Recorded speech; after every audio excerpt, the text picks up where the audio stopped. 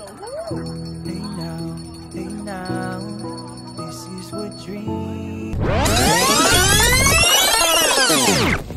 Hello guys, it's another day, another video. So for today's video, samahan nyo kami mag-island hopping sa Samal Island. Sa mga nagbabalak mag-island hopping, ang starting point natin ay dito sa Santa Ana Wharf, kung saan ay may tinatayong pinakamahabang tulay sa Davao City. So tara!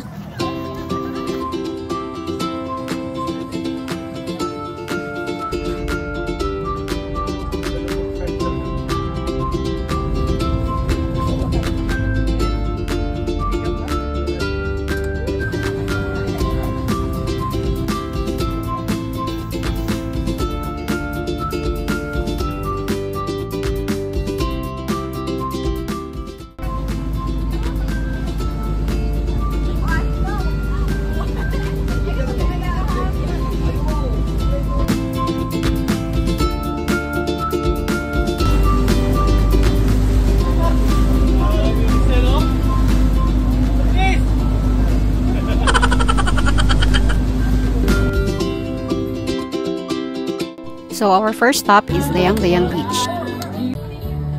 Gagawa na itong rocky.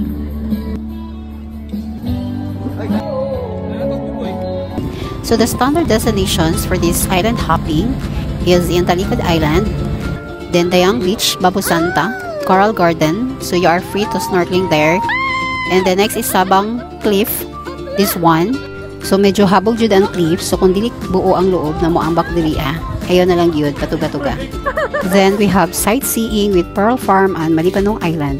After this, maagyansad na to ang Little Vanishing Island, but since high tide, dili na to siya makita diri. And also, you can take photos in Wishing Island.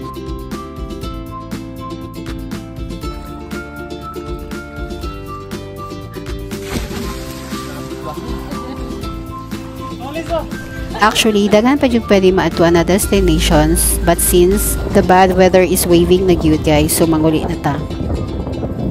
Go! Takaming ng storm. Kaligsik na oh, tara na, ulan na.